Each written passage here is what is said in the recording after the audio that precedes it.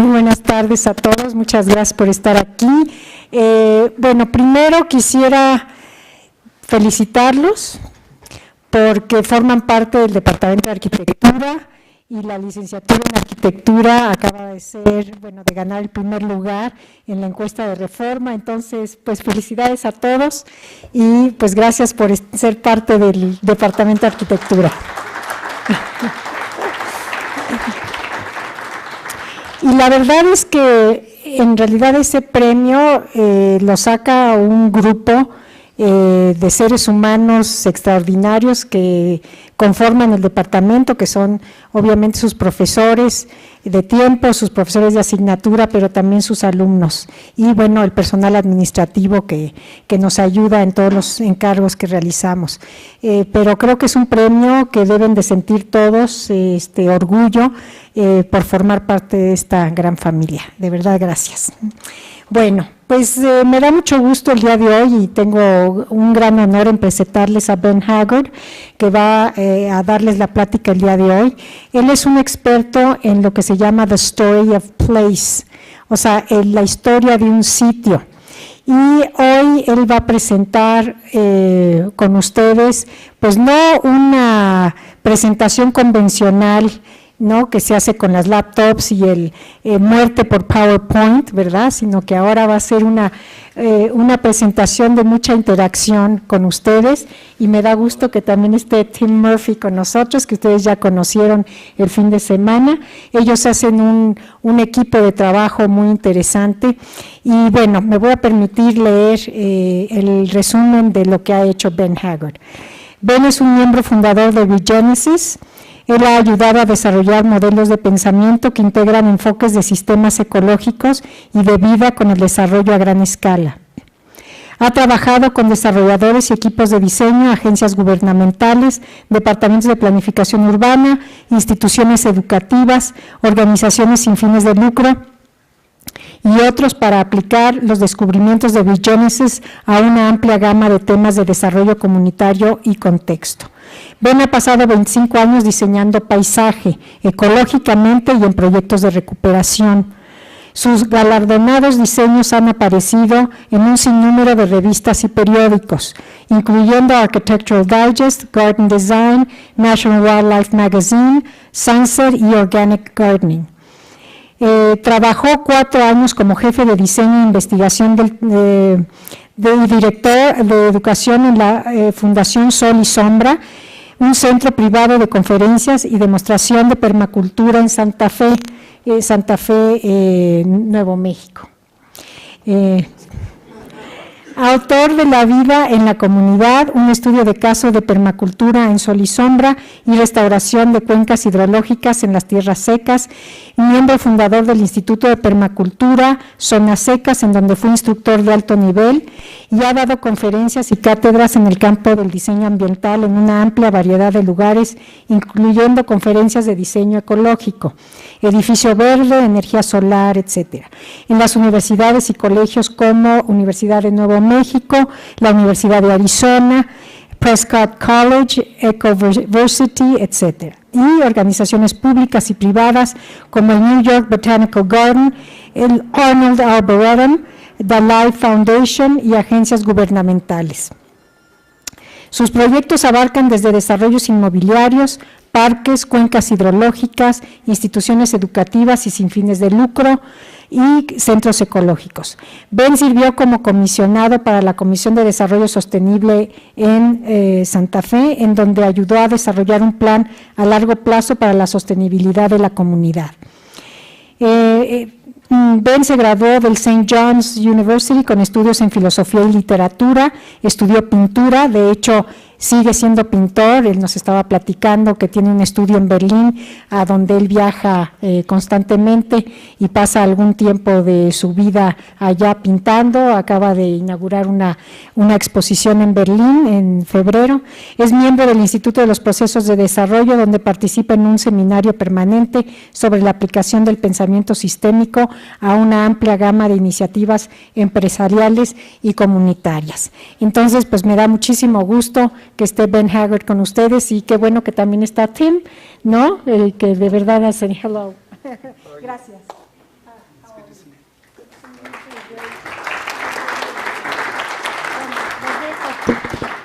Los dejo con Ben Haggard. Gracias. So, I'm going to speak without a microphone because ordinarily I can project well enough that everyone can hear me. If you're having trouble hearing me, would you let me know, please? You're having trouble hearing me on the camera? That's the benefit of the microphone. What?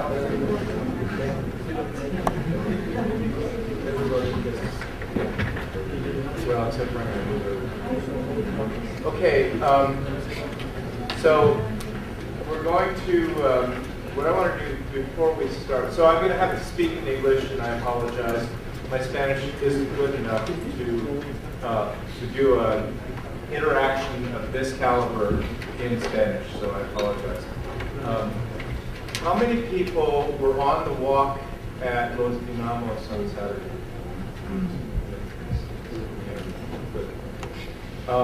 So what I would like to do is split the room right here, okay, and have these folks get together on this side, and these folks get together on that side. I'm going to ask you a question.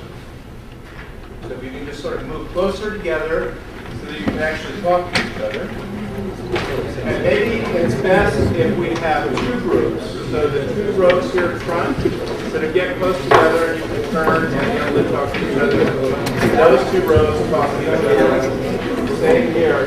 Front two rows talk to each other. Back two rows talk to each other. And I'm going to ask you a question.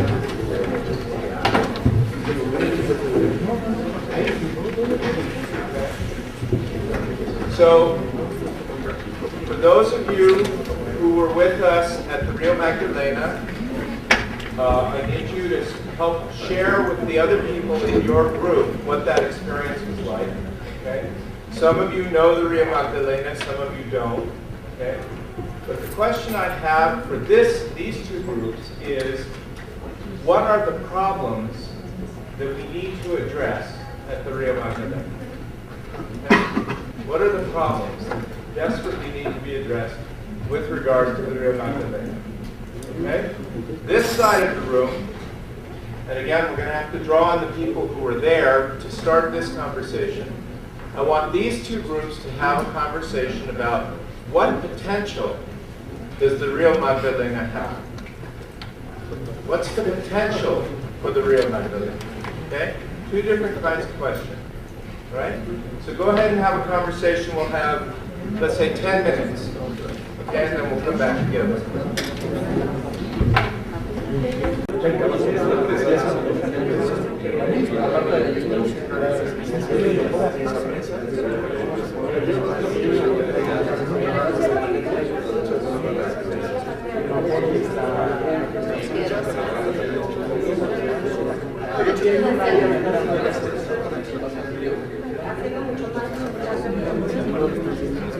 Pero en la zona donde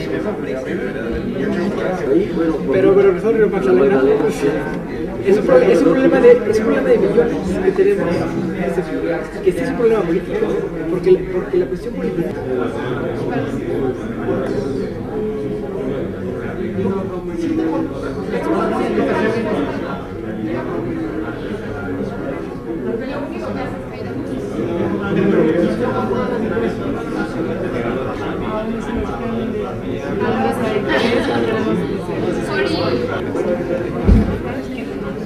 Okay, so what I'd like to do, by the way, I invite you to speak, feel free to speak in either English or Spanish. If you're more comfortable in Spanish, go ahead and speak in Spanish. I'll try and keep up. If I have trouble, I'll ask someone to help me understand. And so what I'd love to do is just hear from a few people over here what you are seeing as the key problems. What are the key problems facing the Rio Magdalena? And speak up so the whole room can hear you. Anybody over here willing to speak? Yeah. The fact that the forest is not managed in a sustainable way anymore, that it's self-suffocating, just left alone. it's not being managed. So the forest was actively managed pre-European contact, and it has been slowly becoming sedentary. It's getting too old, overgrown, and they're setting up for problems. Okay? Other issues?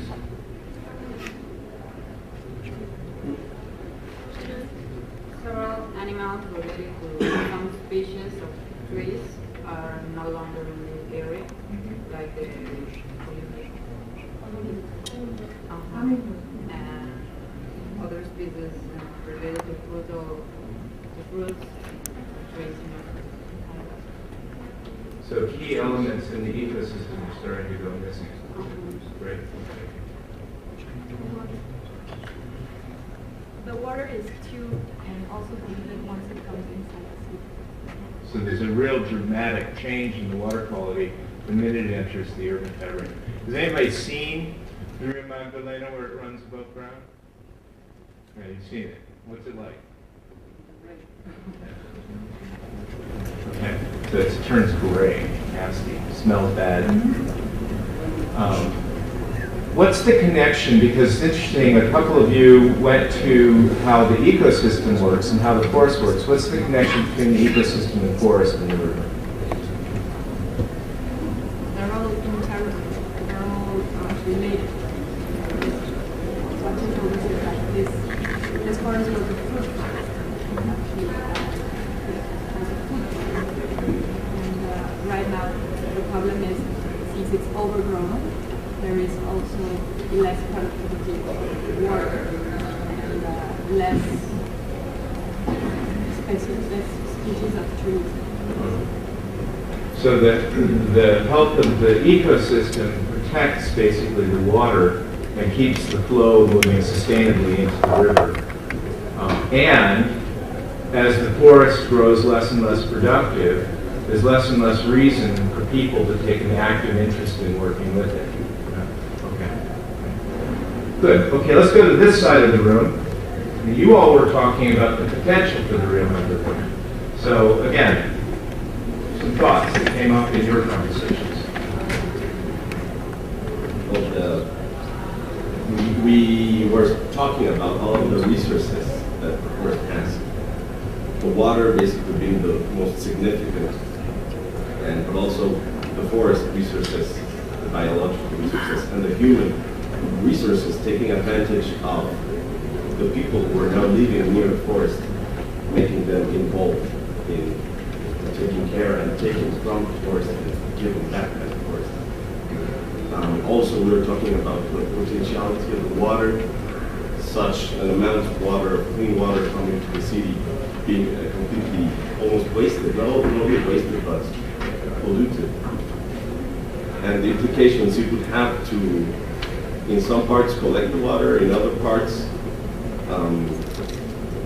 the sewage, separating it from this water, and also like making it clear for the rest of the city to notice how a very, very clean river and a very important resource is so quickly wasted and polluted and just put into a tube and gone. Did you guys hear him? Yes. Anybody else? Other thoughts about what's the potential of the Rio Magdalena? People began to believe that they own this place, they will be able to take care of it because they'll see that it's theirs, so they will see a potential in it and all the benefits it can give. So there's huge potential for awakening, caring in people for the river.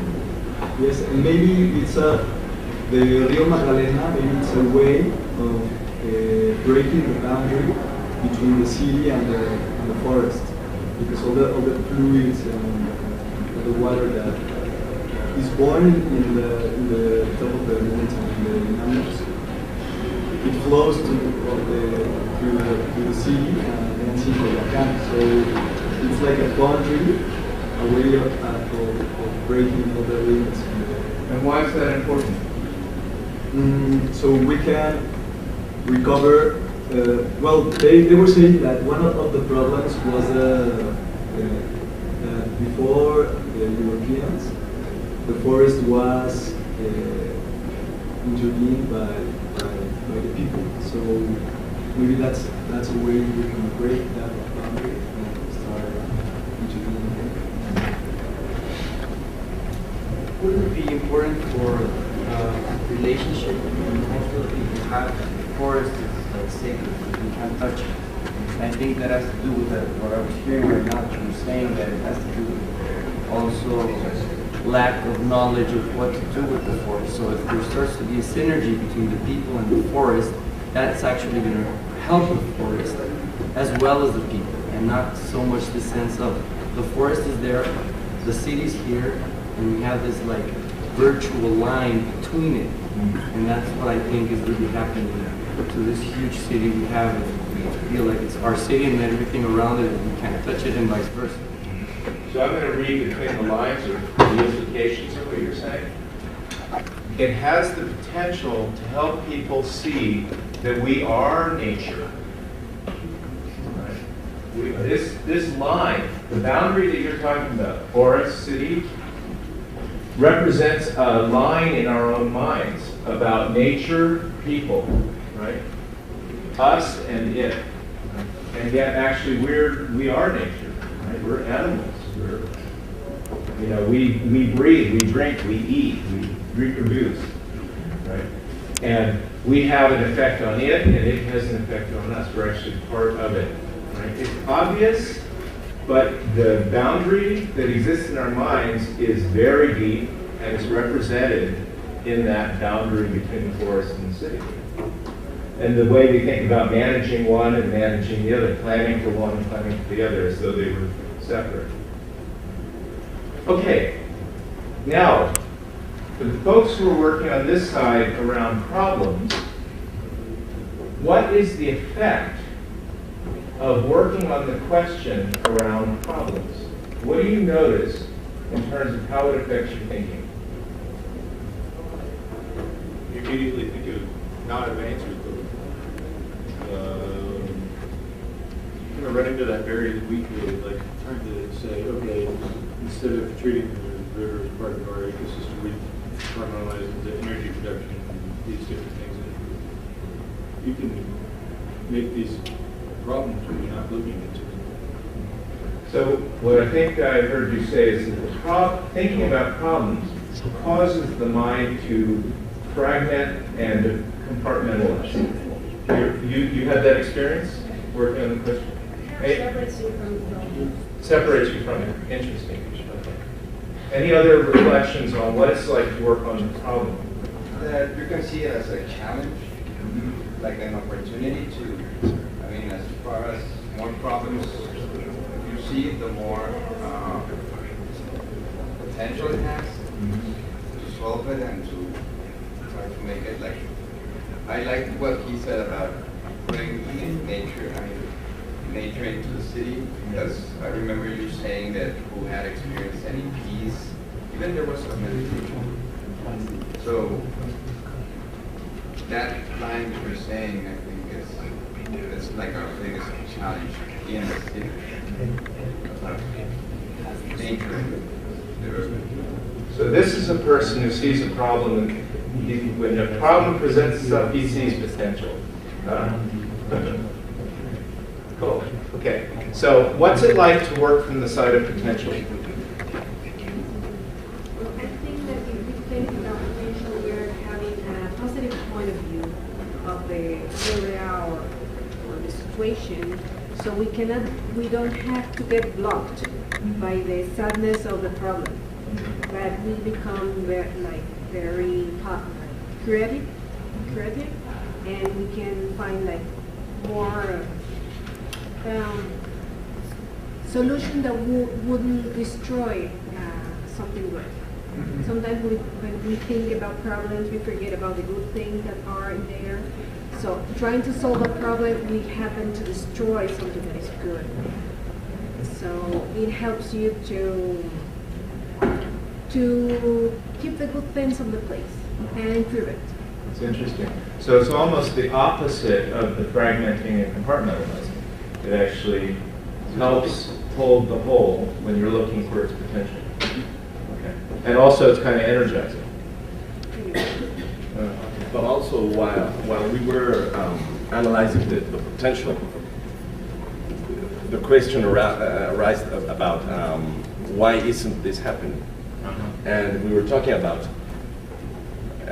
the legal problems that stop this from happening and from the people taking back the management of the forest.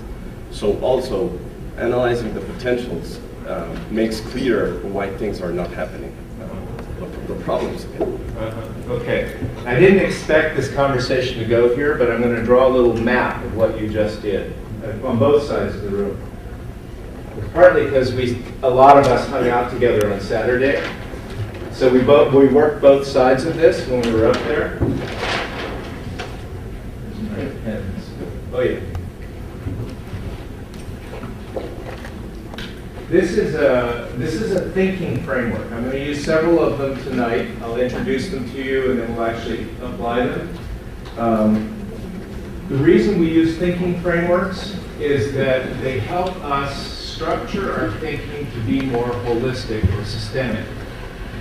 And this is one of the innovations that Regenesis has been working on for the last 15 years, is developing thinking frameworks that help groups, all kinds of groups, professionals, people with expertise, to ordinary lay people, help them think in a more systemic and holistic way. And so I'm going to introduce several. This is one that I wasn't planning to introduce, but you're actually using in a way. And it's a framework for describing how you bring something new into existence. Okay? So basically, it's a way of describing creativity or the creative process. It's called a three-term system.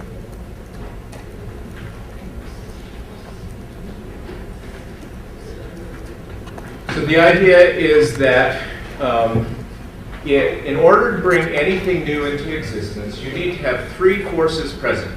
Okay? The first force we call activating.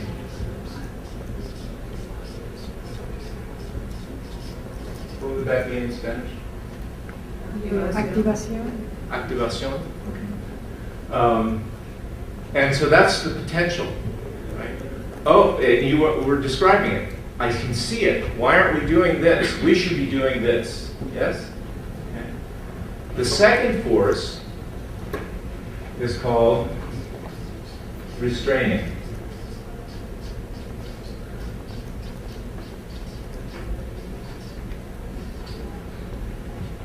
Well, the reason we're not doing that is because the legal system, can you guys see this? The legal system presents us, or public attitudes, or industry, or all of the problems basically are a restraining force. And the way it usually happens in political dialogue is that something wants to get activated, but it gets blocked by the restraining force. Okay? And there's like this tension that grows up. We want to create an open river corridor with trail systems, but whatever, the transportation district won't let us do it. Or business interests are preventing it, or it's too expensive, or whatever those issues are, the restraining force. The tendency, especially if the tendency on both sides, is to create polarization. So the activating people, the activists, right, get angry at these people who are blocking them. And these people think these are a bunch of airheaded hippies, or whatever. And what happens? People fight back and forth, and either nothing happens, or they start to work on compromise.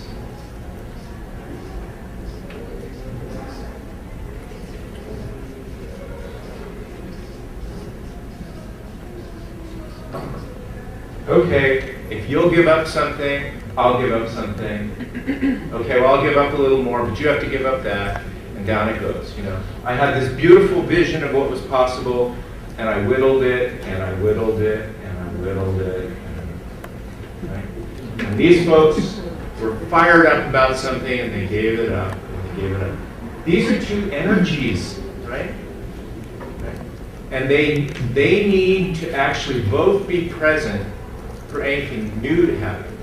To do the status quo, to do the same old thing, they don't need to be valued. But if we actually value both sides of this, we have creative tension, we have cognitive dissonance, to use a psychological term. And that cognitive dissonance causes some new possibility that actually holds both value sets to emerge. And we call that the reconciling force.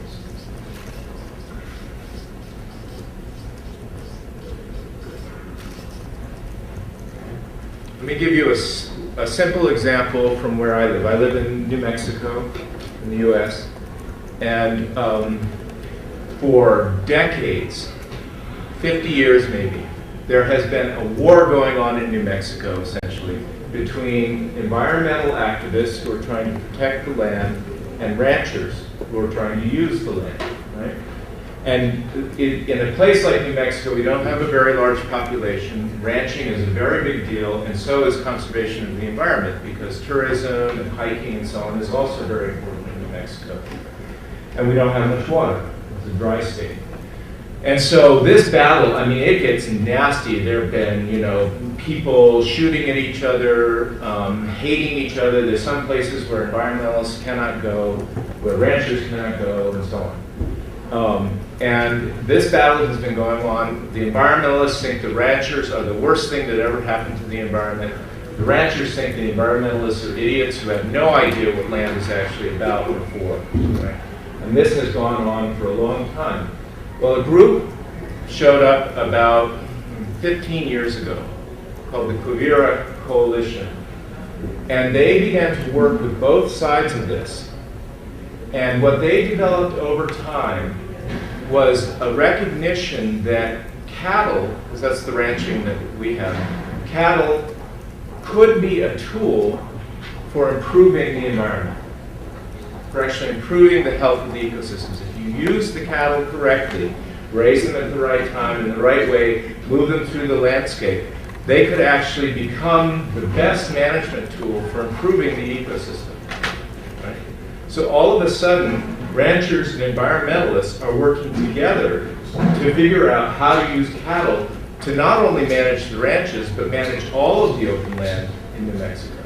So it actually expands the potential resource base for cattle. So that's a completely new idea. It had never been in anyone's mind before. It requires ranchers to get better, right? And environmentalists to get smarter, basically. So everybody benefits. That's an example of the three-term system that we call an essence triad. And it's a way of looking at the potential of something, of a living system, that's really different from how most environmental assessment works. Okay? And what we do is we scan all of the information we can find about a given living system. In this case, we've been looking at the Cuenca, the whole Valley of Mexico, right? Which includes 45 rivers, it includes the city, it includes multiple jurisdictions, but all of that drains into what used to be the lakes at the center of Mexico, of the valley. Okay? So it's a very interesting place because it's a closed basin, right? It's a major city, but it all flows into the center, okay, instead of flowing out. So that's the system that we were looking at. And what we were doing is asking ourselves questions about the patterns that we kept seeing in that city, right? And those patterns were geological, cultural, ecological, and biological, economic. So they're patterns that actually run across all kinds of different disciplines that weave them all together. And we believe that's partly because the underlying geological structure of a system forms the basis for the hydrological systems, the river systems, and the lakes originally that were here, which forms the basis for the biological systems, and those became the support for the development of cultural systems, economic systems, and so on. So there's a kind of one thing leads to another, leads to another. And you can actually trace. So it's one of the reasons why every place you go will have its own unique, distinct culture, right? Its own flavor. There may be, in a certain region, they may be quite similar, but you have it. It's quite extraordinary in Mexico, the incredible diversity of food, you know, of dialects, of indigenous peoples, and so on. Even in fairly close to one another, you get a lot of diversity here. And even within the basin of this valley, there's always been quite a bit of diversity. So because each system is unique, right, it's possible to look through all of the information, the data and facts about it, and see what's behind that that makes it unique. And we call that essence. And we have a methodology for working on that. So what I want to introduce is some of the patterns that we're seeing. Maybe I can get Delphine and Tim and Raul and then all of you to add to the way I'm seeing this. And we'll see if we can name each of those patterns. Okay? So the first pattern has to do with the fact that this is a very new place on the planet, right? Geologically speaking. North and South America, not so long ago in geological time, were actually separate. And the currents that came through here actually passed between North and South America. And then because of the collision of tectonic plates throwing up this landscape, throwing up the Sierras, and then throwing up the chain of volcanoes that we're in the middle of. So that's kind of interesting. You've got the Sierras running north and south, the spine of Mexico, and then you've got this mountain, this series of volcanoes running east and west. And the Valley of Mexico is right at the intersection of those two. Okay? So that occurred fairly recently. And at one point, the valley used to flow out to the south. Is that right? Flowed out to the south. And then volcanic eruptions at that southern end kind of pushed up and closed it. Right? So in a relatively new landform on the planet, you know, you've got this very new landform of the Valley of Mexico with these steep volcanic mountains surrounding it. So that's one of the patterns that we observed. A second pattern connected to that same pattern is the way the lakes, this lake that was the center of Mexico, is actually not really a lake. It's actually like a big spongy swamp. It's invisible at the moment, but you know, in the historical area, it was like this big spongy swamp that, depending on the time of year, would fill and then subside, fill and subside. And so there was this constant. It was basically not an easy place to live in or next to, right? Because it was constantly changing, right? Moving up and down, spreading out, creating this kind of mud flats, and then shrinking again, you know, coming up and disappearing. So that was the second aspect of the dynamic. What would you add to that? You've spent a lot of time thinking about that particular pattern. Yeah, the whole idea, this kind of constant change. Looking at this from the standpoint of the roots, or the standpoint of the process. That the water in the lake is essentially purged on top of sediments that then deposited there and excluded it, and then underneath that was the aquifer. So there's the aquifer, the sediment layer, and the water, right? It's sort of showing up and then disappearing, showing up. Okay. What would you add, Delphine?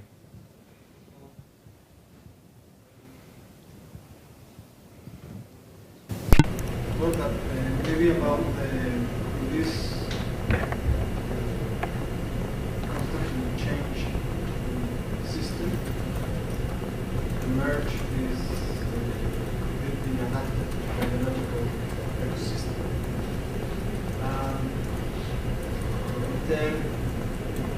have this big wetland that in some part of the year get all connected.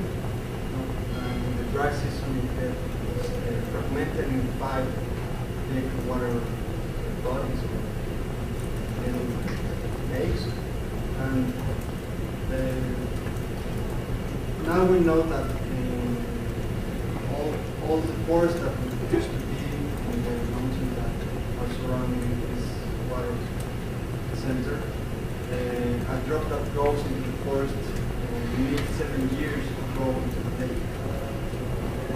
And that's because the conformation of the place have multiple layering that happens in a 2 million years period or more. Since 4 million years ago that the valley were closed and the lake started to grow. Then all these, a good image is if you have a glass and you put a sponge inside and you drop water in a moment, there's going to be a moment in which the water goes over the sponge. And that's how the place sometimes gets flooded. Then comes the dry season and it rains much less. Then the level of the water goes under the level of the You all hear?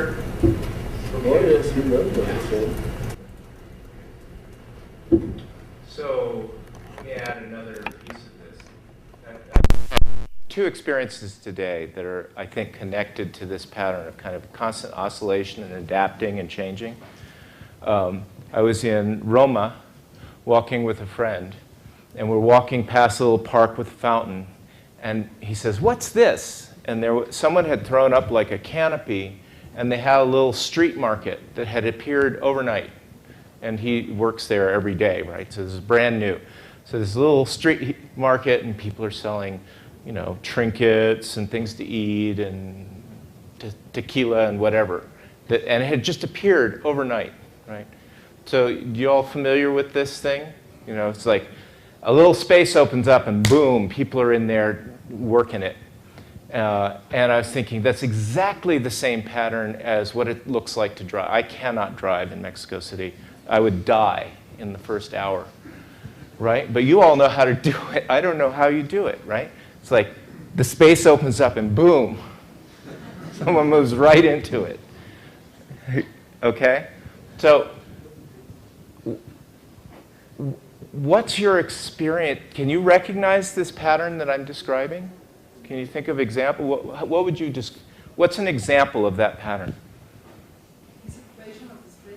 Yeah, or it's like because the traffic, it's not orderly. You know, you can't count on it. It's constantly changing, right? And you have to constantly adapt to that change. Well, the first thing I can think is in the middle of a main street like peripheral, like this principal avenue, which is like highway velocity. You have these sellers all the time selling things you need, no? Because you're in the middle of the traffic and you need a coffee or something like that. I mean, and this is a pattern that is everywhere in Mexico City. Yeah. I was noticing the guys who will come along and pretend they're not looking at you and then squirting stuff on your windshield. Like, well, got to make a living. I had a friend from Baja California. He's a hospital, he's a beach city. And he says, well, we did very well in Cancun, you know, beach bank. But moves slightly further. Yeah. Beautiful. They say that if you want to drive here in Mexico City, but first you have to learn how to bullfight. Then you can drive. Bullfight. Yeah. Bullfight's another good image. Okay, so the whole thing's a bull ring. So you could learn to bullfight, and then maybe you could drive in the periphery. I think I'll go back to my little city. Everybody drives slow. So let me tell you, you're getting the idea. Let me tell you what we came up with for a couple of words to describe that. And then I'm going to tell you what I've been thinking about, because I was thinking, well, I want to change this. It doesn't feel quite like it's it. And then I want to invite you all to add your own thoughts about what it is, to help us upgrade this. Because this is like a poetic exercise. Can we get a powerful image in a phrase that helps us understand something that otherwise is invisible to us, but we're surrounded by it? It's constantly there. So what we came up with was the phrase,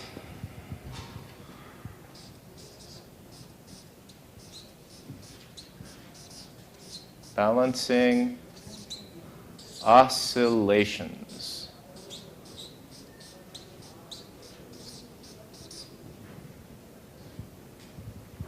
Balanceando oscilaciones, yeah?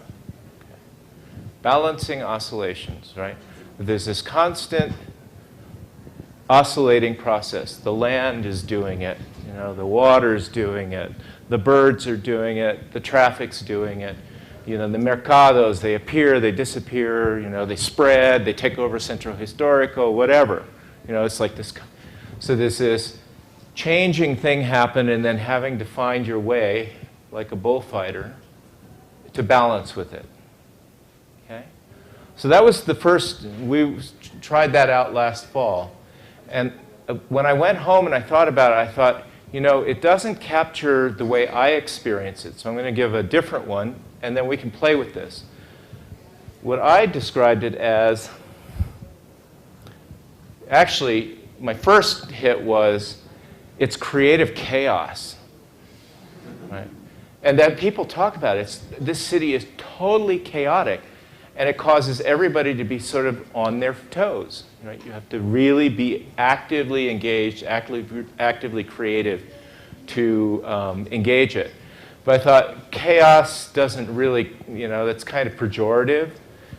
So I called it creative destabilization.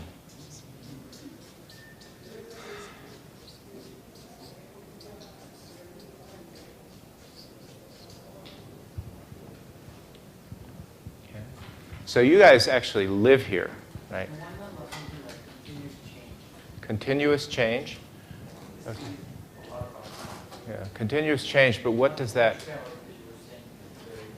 Okay, so there's the continuous change part, but what is it that actually makes it livable?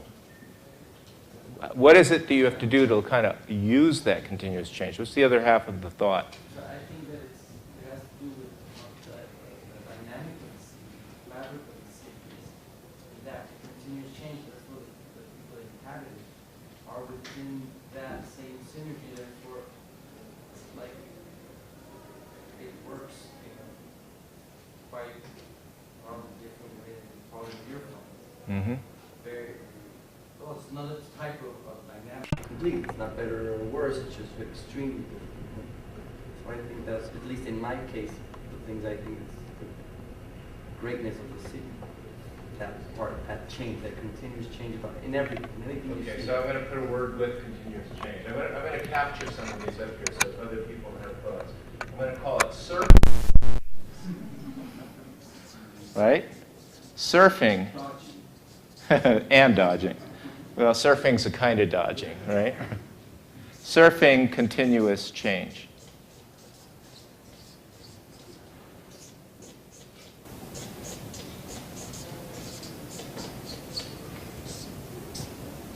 Any other thoughts for how to describe this pattern that you actually live with day to day? But the other parts of the city, you see constructions that are never completely ended. There is this kind of, I don't know if it's hope that we're going to do better, we're going to continue to grow, so we're going to leave them unfinished, but it's going to happen. So probably it's about things that are temporary, that stay as permanent. Okay. There is this constant belief that it's temporary, but it's all permanent. Yeah. See if you can get a phrase that captures what you're seeing here.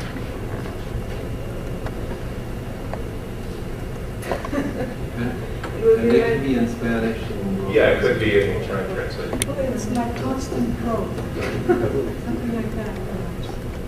I think what she's getting at is self-built environment. 70% of our cities are self-built. That's the kind of the creativity part of it.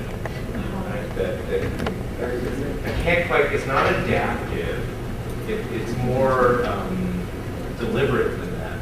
And I can't quite get what the word would be in English. There's something really admirable about it. It's like incredibly it's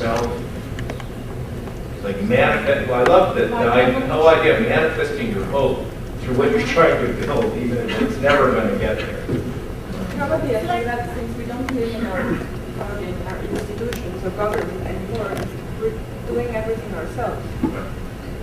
Yeah, so it's self-reliance. I would like to add something that, about what she's saying. Maybe we have to understand that in this city the mechanisms are like upside down, you know? I don't know if it is the right word, upside down, al revés. Even we live here in the same territory like 25 years, I believe, I don't know exactly the amount, because we lost the count. There are a lot of cells in this organism which works like in an autonomous way, as she said. And you can find a lot of life there. And they don't need, we have a very good transport system, even a lot of people say the contrary. Because maybe it's illegal, I don't know, no? But this is the mechanisms I told you about, the upside down ways to survive in a city like this. So that's why this city is like an organized chaos. Yeah, organized. By the creativity of the people. No? So I think. Yeah. Self-reliance ways or self-reliance skill.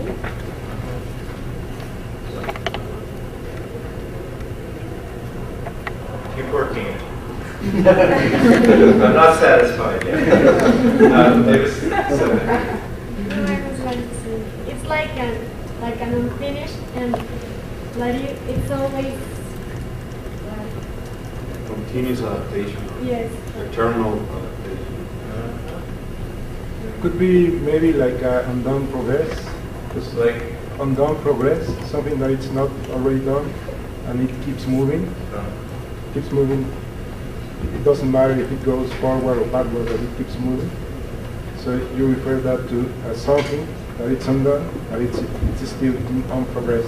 Yeah, it's interesting, isn't it, that because we're all searching for ways to describe something that it sounds like we're seeing, and it's very interesting that this kind of dynamism and constant change happening in a bowl, right?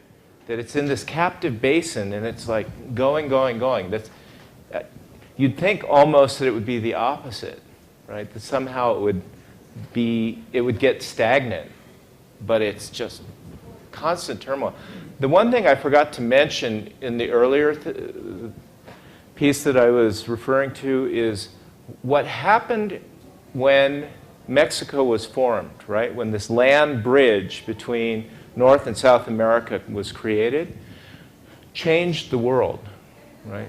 Because it created the Gulf Stream, right? So the currents that had flowed, right between and on around were diverted through the Gulf and then up to Europe, right? So it changed the climate, it changed the it created temperate zones in Europe where there had never been any. It created the trade routes, right? This current are the routes that trade occurred between the old world and new world. It created the currents that actually carried biological material and distributed it and so on. So it was a huge event on a planetary level. It actually changed the way the planet operates as a system. And so there's this kind of this destabilizing and creative process that goes on within Mexico is actually also affecting a world beyond Mexico, which is kind of interesting. It's one of the reasons why I at least have the experience that Mexico City is a world city. Right? It's not just a Mexican city. It's a crossroads for the world. It has an effect on the world. And we can talk about what the implications of that might be. Okay. Well, let's just, sorry. In what sense was that? Because you were mentioning about geologically when the south meets the north. Mm-hmm. What about Mexico City was like the Underwater? Well, it's when the land bridge formed, right, with this mountain range coming in, mountain range coming here, kind of at the heart of that is this valley, right? And so for some reason, it's interesting because in this valley was one of the largest population at its time, the largest population center on the planet. It kind of got eclipsed by what happened with European conquest, but this was a very, very powerful, developed center, for good and for bad, right? And so this was not a backwater. This was a really important place on the planet. It just wasn't linked up at the time. So there's something that goes on around those exchanges that are created by the destabilizing force of this kind of uplift of the geology. That's what I'm pointing. Do you see that we're looking at this place through imagery rather than through facts, right? The facts help us form an image, right? We all have, and there's huge amounts of data out there. We all have our life experience to draw from. The trick is to see what's the pattern behind all that information, right? And to capture it in a way that helps you see something new about all that information. All right?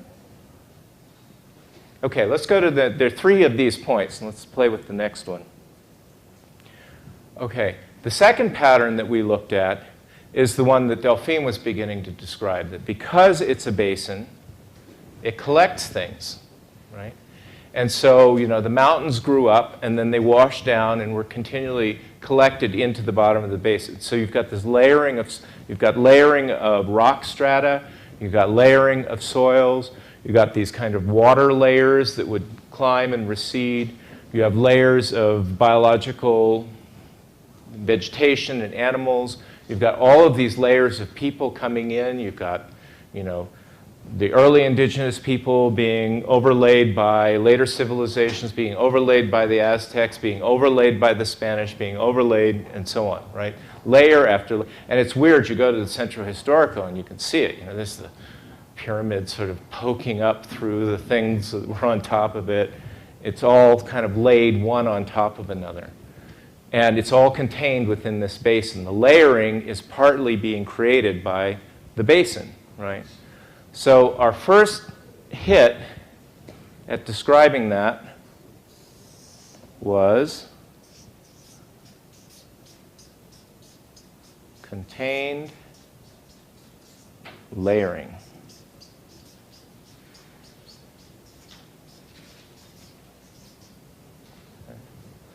And the other night when I was trying to think about the same phenomenon from a different angle, and I haven't shown you any of this, Tim, so it'll be interesting to get your reflection on it. might be interesting for you to get my reflection.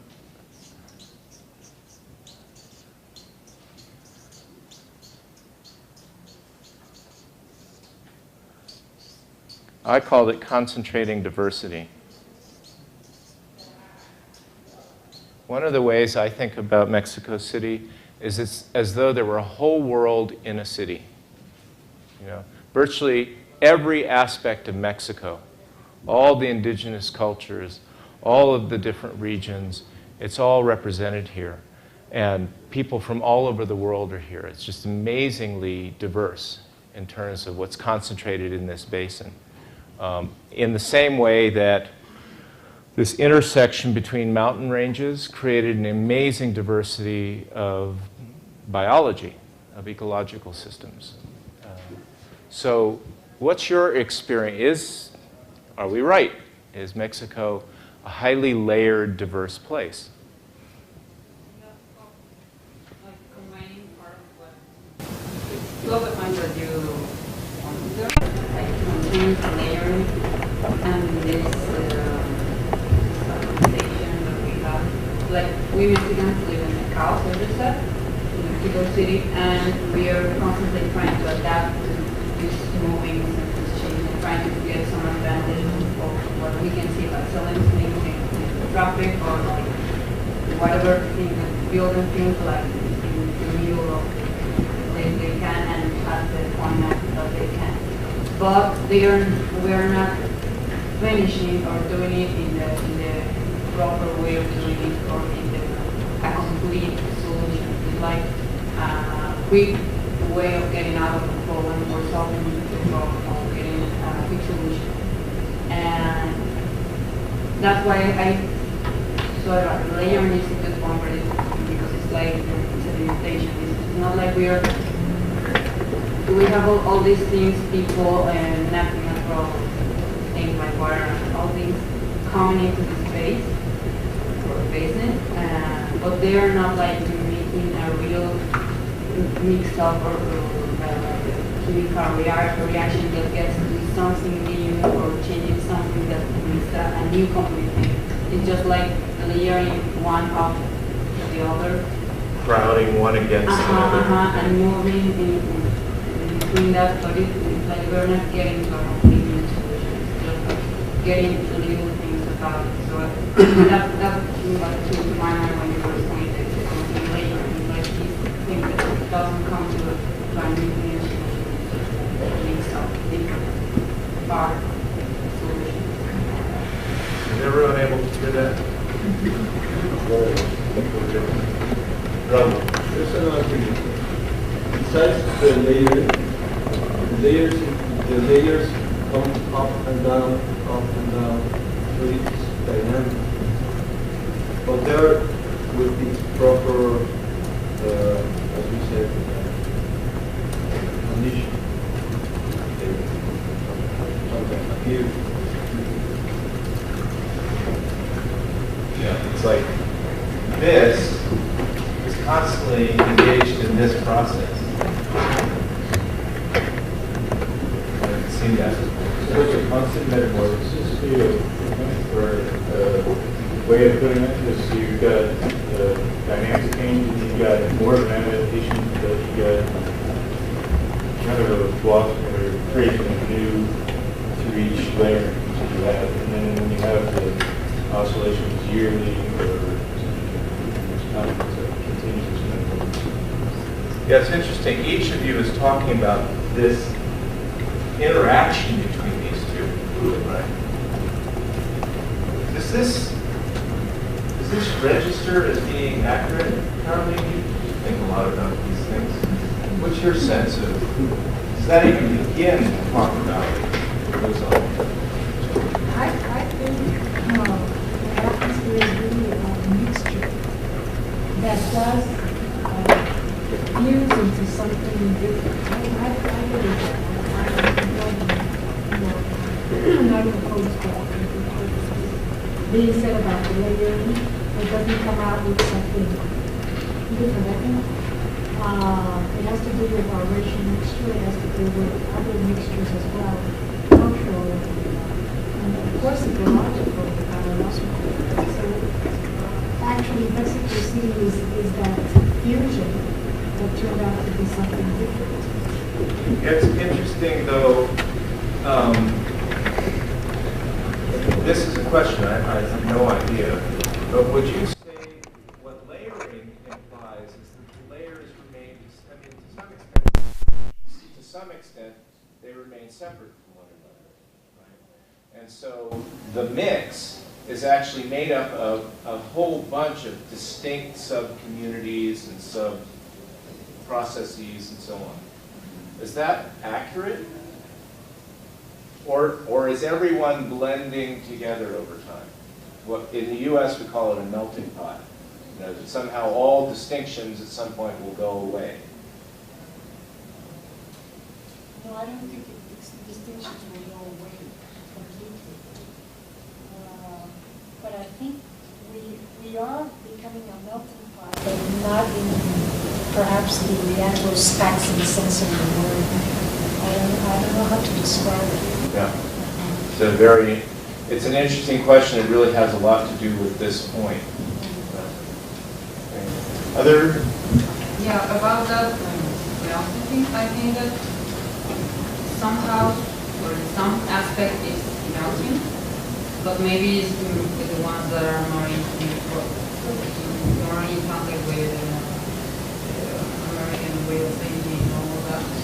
And we can see it in the way that people build, because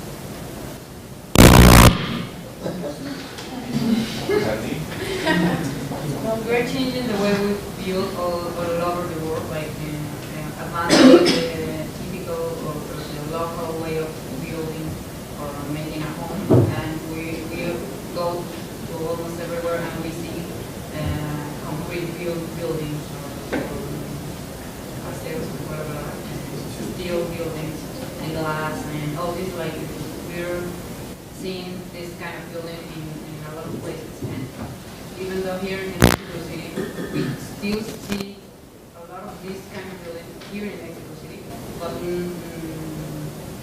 I think people is adapting even that to the original way of building, like with a lot of colors or with adding some special details of the original aspects of the culture. And like you were saying, it's not going to disappear like these distinctions, but in some aspects it's melting a little with the original ones that we have. There's like a new drama, something is built in between, but it's not totally mixed out from anything. Yeah, it's interesting. We'll see how this, whether this connects to the third point, which I'll put up in a second. Good sense. Pinching the second. Do you have something, Robin? Okay. Let me put up a third point here, and then let's see how this looks as a whole. So, the other point that we developed, this was in a workshop we had done here in Ibero last year, had to do with the pattern of kind of the street life here. The mercados, the way, sections of the city can be turned into, dancing or bike riding on Sunday or whatever, this is all of this, the color, right, the expressiveness of the people, of the architecture, of the way people use public spaces. Very animated, very active, alive city. And a lot of it is out in public, in shared space. And so we called that shared expressing.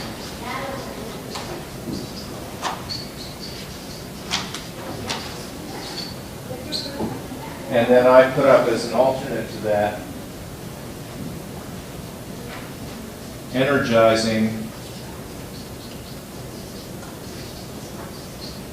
exchange.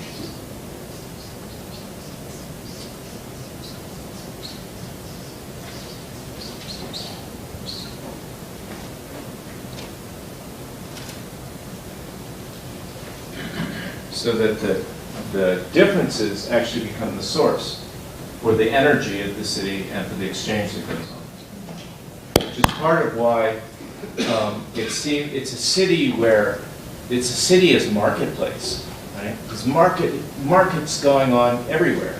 And one friend was talking about how international companies, if they want to try out a new idea or a new product, they'll test it in Mexico City, because if the idea is good, it'll flash through the entire city like that, catches fire. Right? So, does this patterns seem recognizable, and how would you describe it? Where have you encountered this pattern? Of course, it relates to what you were saying a while ago.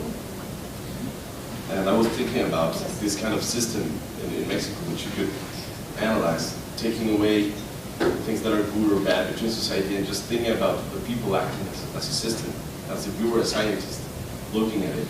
And I would describe it as there's always a hole to be filled, or, I mean, nothing is, as much as you see pollution and social and instability and violence and everything, but when you watch this behavior, many things are always aprovechadas, would you say that? Taken advantage of? Taken advantage of. I mean, when you see a street corner, you won't see a vendor selling where he won't sell. I mean, as much as this sounds kind of stupid, but it's true.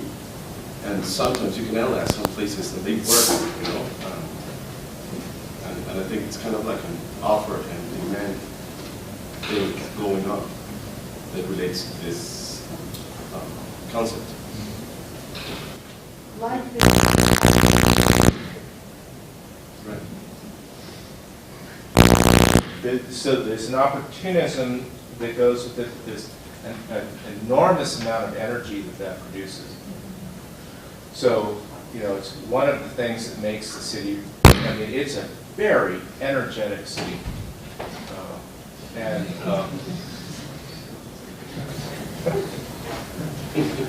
Okay, yeah. For instance, and I think I would like to compare it with New York. For instance, I think New York and Mexico City are two very energetic, very dynamic cities. But the way in New York the open spaces and the parks and all that are used close to the way we use them here are extremely different.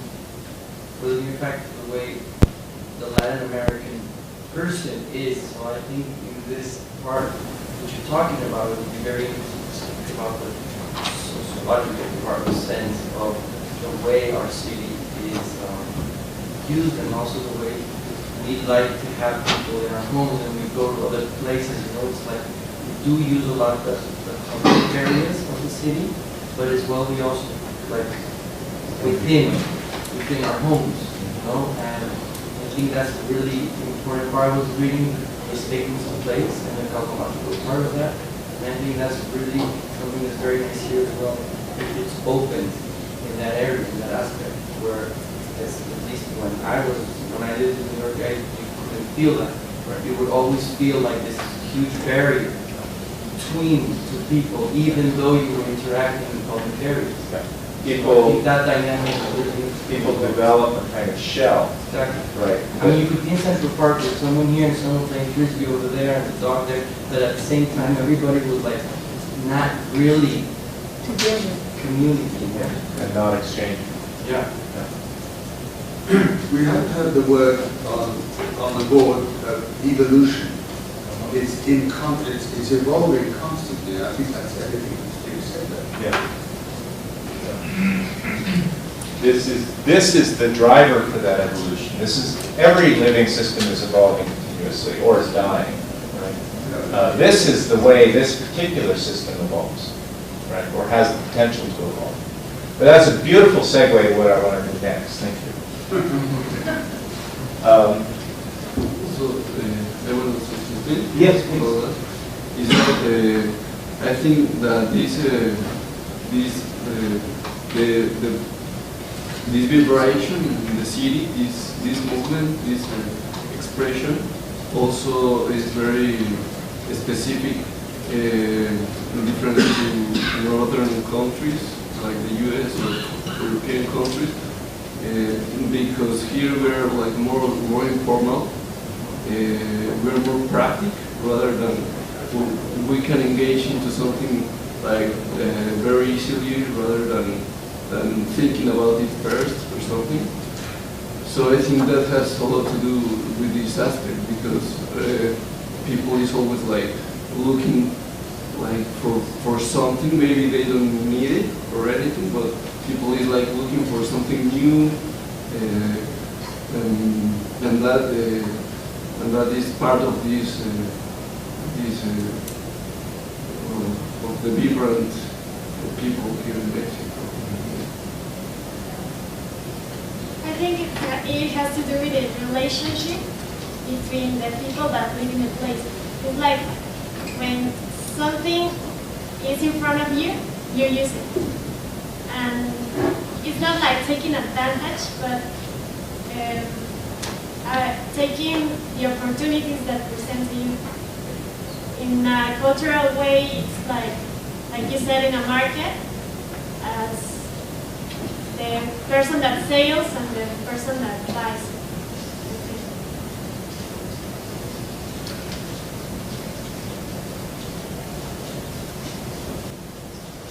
Yeah, I'm trying to capture some of the ideas. None of these are finished, right? We always call this a candidate because as we think more and more about it, we can hear nuances, like some of the stuff that you all are now beginning to bring out that aren't adequately described here.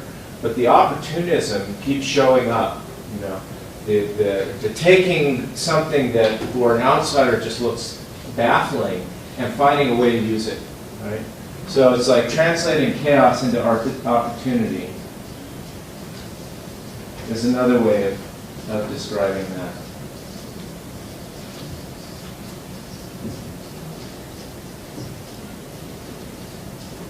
Okay. Just a quick question over Yes. here. Why is it a triad and not some other kind of structure? It's based on there's an underlying kind of structure to this.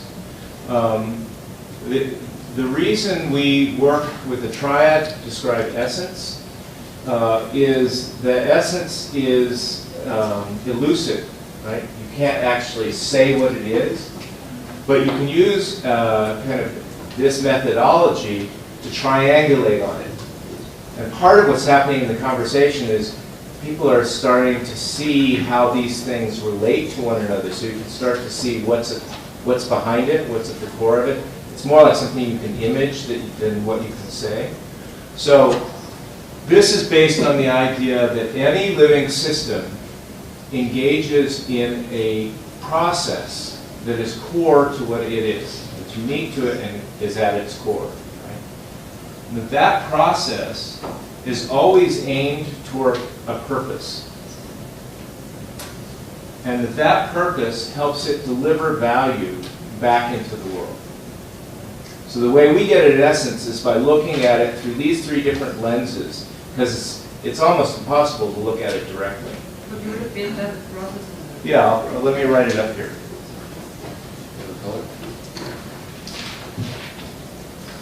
We call this dimension of it the core process.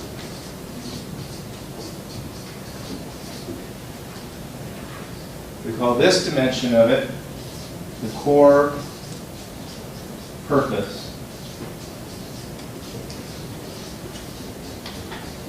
And this dimension is the core value. The value that this city, that this landscape has to offer beyond itself. It offers it to its citizens, but it also has this to offer to the world, right? Which starts to give us some hints about what its potential is. Thanks for that question, whoever asked it. Okay, so let's take a step back. We've been in here throwing up a bunch of ideas, sort of playing with them. What might this be valuable for? Can you begin, as we start to play with this, can you see any utility that it has? Is it useful? Uh-huh. As a way of discovering vocation. What do you mean by that?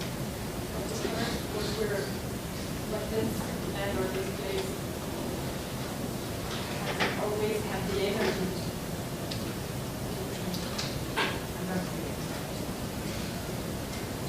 Lo que tiene este lugar para, lo que siempre ha estado inherente a este lugar para poder evolucionar. Creo que yo. Yeah, okay.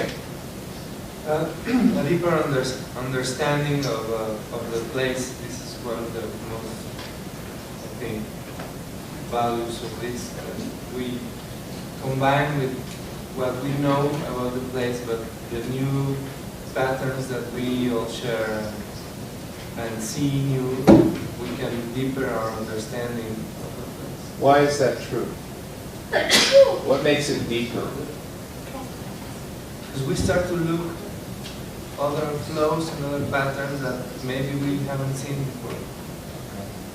And we think, we direct our thinking in that structure or framework of things. Thanks. Okay. Also, we tend to forget every experience that we had. So in this process, you remember, or at least you see history. Well, it makes it more intelligible, right? Because instead of just looking at these as a bunch of different things that we know or things that we've experienced, suddenly we can see, oh, these are all actually related, right? And they're potentially even meaningful. Okay. I was just going to say that we bring experience into the process. We know them. Yeah. Looking in different ways, or knowing data or information that we didn't know, combining it with experience is what makes understanding possible. I believe. Yeah, it's interesting that, I don't know, it'd be interesting to hear what your experience was, but just reading the room, this first one, when I was describing, everybody's going, yeah, I know that one. I recognize that one. And the others, this one, there was more energy around. This one, not so sure, right? So that tells me that, you know, we're getting closer with these. This one probably needs more work. But what's important about that is this is totally subjective, right? That's what, you know, it's based on our actual experience. It's not fact-based, right? It comes out of understanding a lot of factual information, but it's not fact-based. It's actually about what's the inner experience of this place, which is why you can never have a perfect statement, right? Everybody's going to see it a little bit differently. You know, over time, the more you think about it, it'll get closer and closer and closer to what's real. But what I can tell you, based on doing this work with communities, is that when you get it close and you get that feeling in the room where people are going, yeah, I recognize that, it's incredibly powerful. It's as though the whole room is resonating, as though you've rung a bell and people are going, yeah, I'm seeing the place I live with new eyes, right? And if you're wanting to work with communities around changing how they see things and how they work on things, this is an incredibly powerful way to get at it, because it goes beyond their differences, goes beyond, I'm, you know, right wing and you're left wing, and I've got money and you're poor, and I'm old and you're young. It goes beyond all of that stuff. This is what's true in our shared experience of this place. And it's an amazing anchor. It's an amazing platform from which to begin work. Maybe it's also related with the exercise we did in the dynamos, that you told us to point the fingers to front. And by listening all the points of view, but in a very subjective way, it's like thinking out of the box, right? And how's that effect? You had something you wanted to add on this? No? Moving on. Okay. So I underscore this point about it being subjective because it doesn't fit inside the box of how policy is usually developed or how community engagement is usually done. All of that is usually done around kind of fact-based analysis, and it's usually done around analysis of problems. Whereas this is a window into potential. Okay? So what I'd like to do is invite you to break into small groups this time. Let's say 4, no more than 5. Okay, whatever works, you know, so move chairs around and get together in groups of 4 or 5. And I'd like to ask you to talk about how this work and this insight might be applied in your work. Right? All of you are working on something, either in your professional lives, as students, right? How might this be applied in your work? And be as specific as you can. Think of a specific project or assignment that you're working on. Okay? And see if you can make a connection between this thinking about the essence of Mexico City and that project. It doesn't matter what kind of project it is. See if you can make a connection between the two, and then let's talk about what it's like to try and make that connection. Okay? So let's break into groups of 4 or 5. We'll take 15, 20 minutes, depending on how much you need, and then we'll come back and report out.